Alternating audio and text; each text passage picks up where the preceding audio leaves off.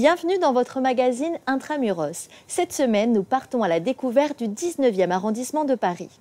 Comme à notre habitude, nous vous proposons une balade historique, mais aujourd'hui en compagnie d'un amoureux du 19e, Pascal Warechka.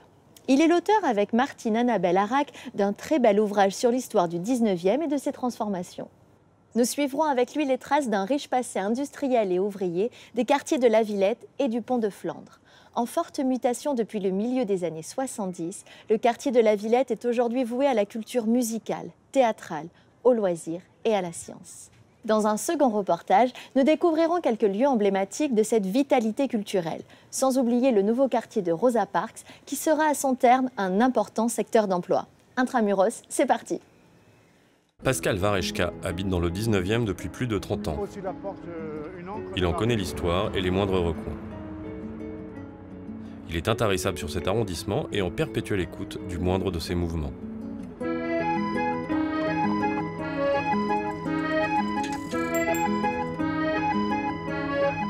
Derrière, tout au fond, là-bas, il y a un bâtiment de forme arrondie. C'est la rotonde de la Villette, construite par Ledoux, qui était l'architecte qui a fait toute l'enceinte fiscale de Paris avant la Révolution. C'est une sorte d'entrée symbolique parce que par là, on est entré aussi, les troupes étrangères sont arrivées en 1814. Le roi essaie de fuir et il est revenu piteusement en 1792. Quand on a démoli l'enceinte fiscale, on a gardé certains bâtiments, dont celui-là.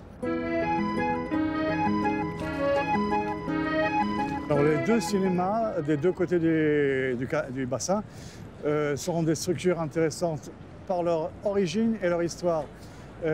Quand ici c'était un port, il n'y avait donc pas une belle promenade comme ça, mais il y avait des pavés disjoints et il y avait des deux côtés des hangars comme cela, qui sont des structures métalliques, faciles à démonter et à remonter, qui ont été reprises à l'expédition universelle de 1878. Leur intérêt, c'est qu'il y a un étage. L'étage, il y avait des bureaux. En dessous, on mettait les marchandises. Et l'auvent, la marquise qui est devant, protégeait les marchandises qu'on entreposait sur le quai.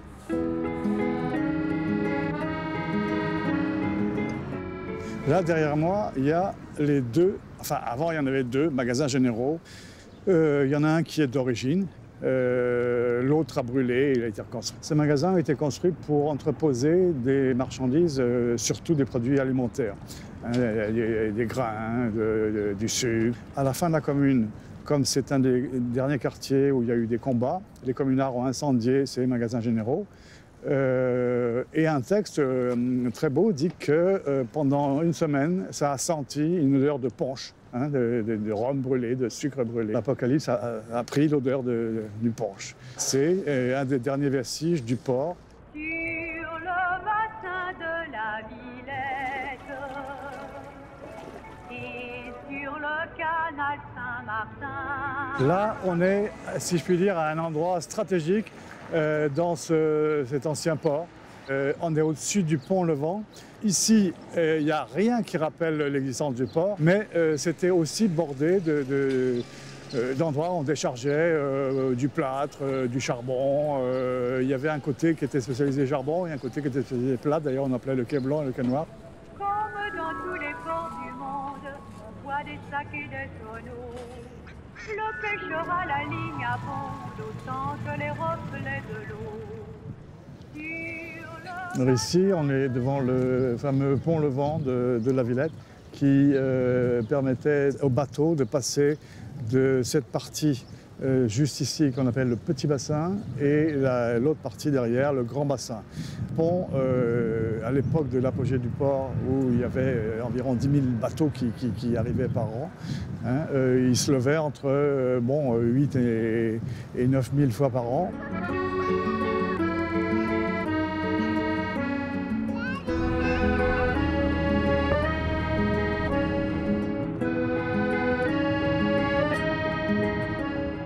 Derrière moi, nous avons le plus bel exemple d'architecture industrielle de l'arrondissement.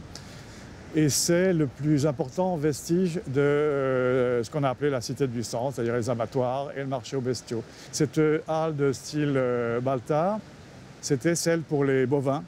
Et il y en avait une autre pour les moutons et une autre pour les cochons. Et ils arrivaient par le train, il y avait une dérivation de la petite ceinture là, ou sur pattes, et on les mettait là pour que des bouchers les achètent et passer un pont pour aller de l'autre côté, pour les abattre, pour avoir de la viande.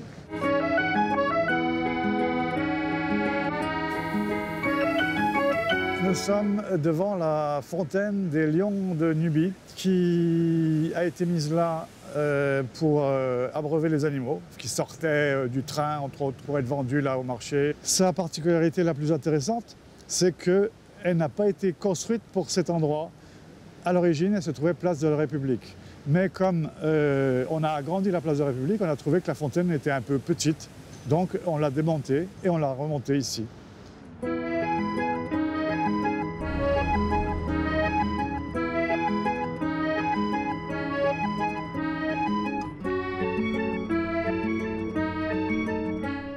Là, derrière moi, nous avons le seul vestige des abattoirs, puisque de l'autre côté, c'était le marché aux bestiaux. L'horloge, au dernier moment, on a décidé de la conserver. On l'a remontée sur des pieds métalliques. On l'a pas mal transformée, comme on peut voir. Mais c'est un vestige, c'est un souvenir de cette horloge qui a rythmé le temps de l'ouverture des abattoirs jusqu'à leur fermeture pendant un siècle, rythmer le temps des gens qui travaillaient aux abattoirs. Dans le 19e, beaucoup de vestiges du passé ont disparu. Une simple porte subsiste aujourd'hui pour rappeler les premiers studios Gaumont. Et des studios de télévision sur les buts de Chaumont, il ne reste rien. Alors, sachons garder ça et là les traces encore visibles de son histoire. La Villette est un site majeur de l'art, du savoir et des loisirs. Dans la même lignée, le nouveau quartier de Rosa Parks constitue une métamorphose aussi considérable que la création des canaux et du bassin de la Villette au début du 19e siècle. C'est ce que nous vous proposons de découvrir. Au fond du parc de la Villette, à proximité du Zénith, l'œil est attiré par une structure détonnante, à la façade de bois drapée de rouge. C'est le Cabaret Sauvage qui accueille de nombreux spectacles musicaux.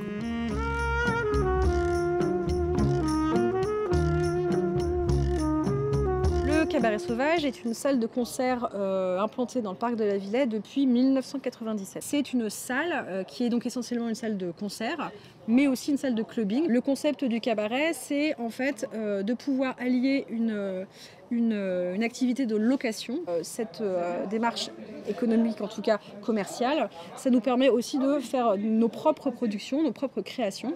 Le directeur du Cabaret Sauvage, Méziane Azaïch, est algérien. Pour lui, c'est important de faire vivre et représenter ces musiques-là, qui ne sont pas forcément très connues, en tout cas, et qui ne sont pas aussi bien représentées sur le panel des différentes salles de musique. Et donc, nos spectacles, on les crée en intégralité, on les écrit, on les produit, on choisit nos musiciens, nos artistes. C'est vraiment la marque de fabrique, c'est vraiment le temps fort, en tout cas, de la salle, du Cabaret Sauvage, pendant l'année.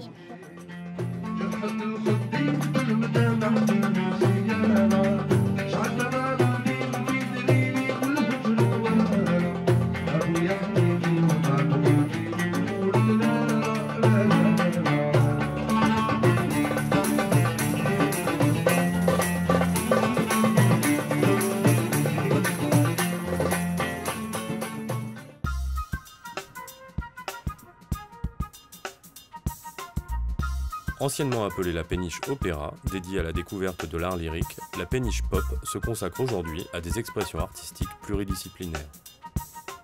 Depuis, le projet en fait, est très différent. C'est un incubateur artistique.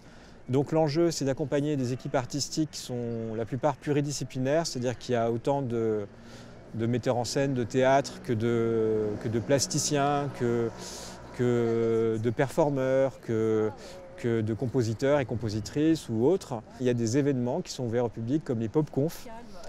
Au sein des pop-conf, il y a une experte et un expert qui sont souvent des chercheurs qui donc répondent à une question pop au sens où tout le monde peut se la poser. Dans les arrondissements, avec les responsables des bars, le commissariat, la mairie, dans lequel on essaye de trouver des solutions, de manière à organiser la cohabitation sur la vie nocturne. Le problème de Paris, c'est que c'est une ville qui est extrêmement dense.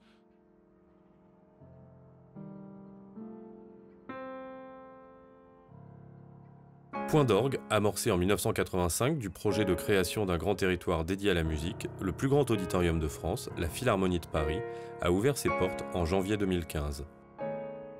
Imaginé par Jean Nouvel, ce vaisseau spatial de métal est un gigantesque complexe culturel et musical.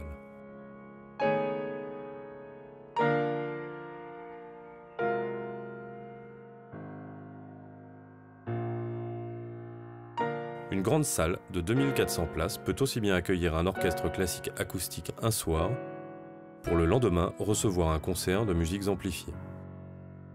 Cette polyvalence est possible grâce à la flexibilité de son agencement.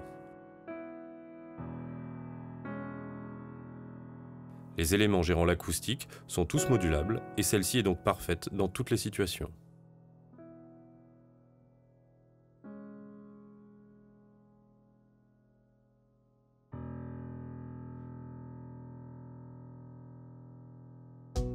Tranche la plus récente de la transformation du secteur, nous entrons dans le quartier McDonald Rosa Parks. Patrick Bezzolato, architecte de formation et conférencier, nous propose de le découvrir en sa compagnie. Pour le secteur qui nous concerne ici, il faut parler quand même de quelque chose qui n'est pas vraiment visible à cause de l'urbanisation, c'est qu'ici on est en plein milieu d'un territoire de réseau. Le réseau ferroviaire, puisque ici vous avez la ligne de chemin de fer de l'Est et également du RER, la petite ceinture qui est ici, qui est actuellement en cours de réaménagement. Et vous avez également donc les boulevards des Maréchaux aussi, et puis un peu plus loin le boulevard périphérique. L'enjeu de ce réaménagement de secteur de Paris, c'était justement d'en faire un véritable morceau de ville. C'était un véritable défi que de transformer en fait ce secteur complètement lacéré par les réseaux et puis complètement dévolu à l'entrepôt, à l'usine, d'en faire un véritable quartier avec des fonctions de ville, les fonctions que l'on vient d'évoquer, et quelque chose de très vivant comme on peut le voir autour de nous.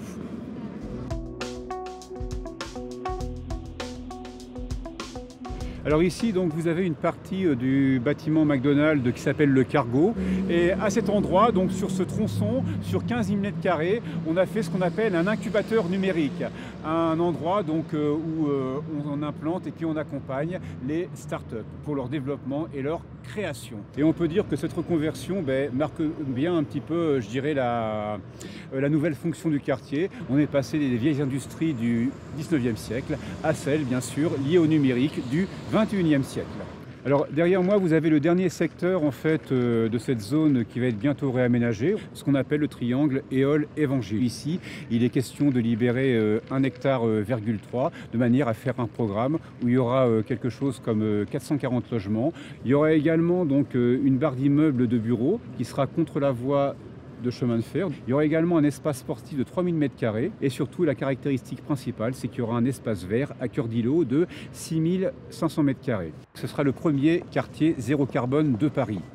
L'achèvement en 2023 des travaux du triangle Évangile signera la phase de changement la plus considérable depuis la création des canaux et du bassin de la Villette au début du 19e siècle.